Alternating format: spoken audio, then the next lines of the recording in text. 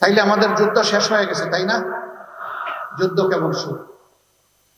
এদেশের মানুষের প্রকৃত মুক্তি না আসা পর্যন্ত, ন্যায় বিচার সুপ্রতিষ্ঠিত না হওয়া পর্যন্ত, সমাজ থেকে সকল প্রকার বৈষম্য দূর না হওয়া পর্যন্ত এবং মানবিক একটা কল্যাণ রাষ্ট্র গড়ে না ওঠা পর্যন্ত আমাদের যুদ্ধ অব্যাহত থাকবে ইনশাআল্লাহ।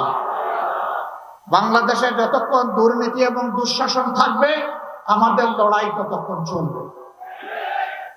আমাদের সন্তানেরাও সেই একই স্লোগান দিয়েছে, তারাও বলছে আমাদের যুদ্ধ শেষ হয়নি।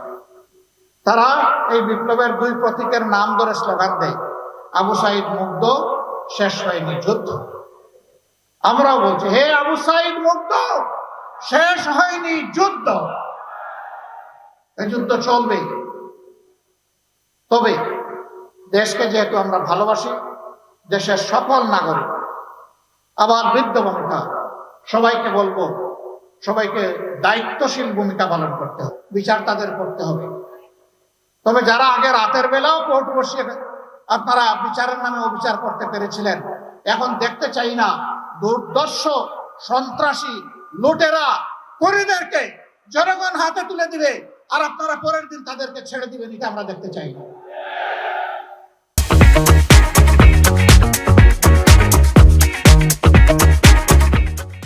আমরা দেখতে চাই যারা এই সমাজকে ছিন্ন ভিন্ন করে ফেলেছিল তাদেরকে জেলের জিম্মায় রেখে, কারাগারে রেখেই তাদের বিচার সম্পন্ন করতে হবে।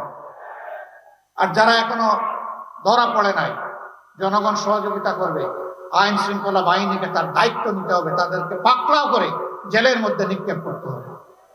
আপনারা সম্ভবত দেখেছেন এই দেশে একজন কুখ্যাত পুলিশ অফিসার যে পালিয়ে যাওয়ার পরে তার হাজার হাজার কোটি অবৈধ সম্পত্তির খবর পত্রপত্রিকায় এসেছে।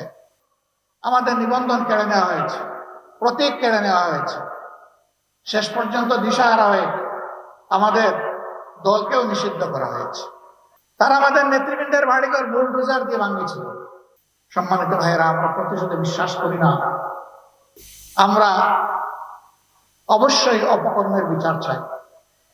আমাদের কথা স্পষ্ট, সবগুলা খুনের বিচার হতে হবে। বিশেষ করে 24-এর গণহত্যার বিচার অবশ্যই হতে হবে। আগে বিচার, তারপরে অন্য কাজ। এ বিচার না হলে শহীদের আত্মার সাথে বেঈমানি করা হবে। শহীদের আত্মা কষ্ট পাবে। যারা বুক চিতিয়ে দেশবাসীকে আজকে কথা বলা, সম্মানের সাথে মর্যাদার সাথে চলাফেরা করার পরিবেশ এনে দিয়েছে, আমরা তাদের সাথে বেঈমানি করতে পারবো না। আমাদের সন্তানদের আওয়াজ ছিল উই ওয়ান্ট জাস্টিস। আমরা বৈষম্য চাই না, আমরা ন্যায় বিচারপূর্ণ একটা সাম্যের সমাজ চাই। তাদের এই দাবি কি অন্যায় দাবি ছিল? কিন্তু যারা বৈষম্য তৈরি করেছিল সমাজে, সমাজকে পক্ষ বিপক্ষের শক্তিতে বিভক্ত করেছিল, সমাজের মধ্যে মেজরিটি মাইনরিটি, সংখ্যাগুরু সংখ্যালঘু বলে, সংখ্যাগুরু এবং সংখ্যালঘুর মাধ্যমে ফ্রিকশন, এই ধান্দা, এই যুদ্ধ লাগিয়ে রেখেছিল, তাদের প্রয়োজন ছিল এদেরকে মুগর দিয়ে গুলি মেরে এদের আন্দোলনকে দমন করা।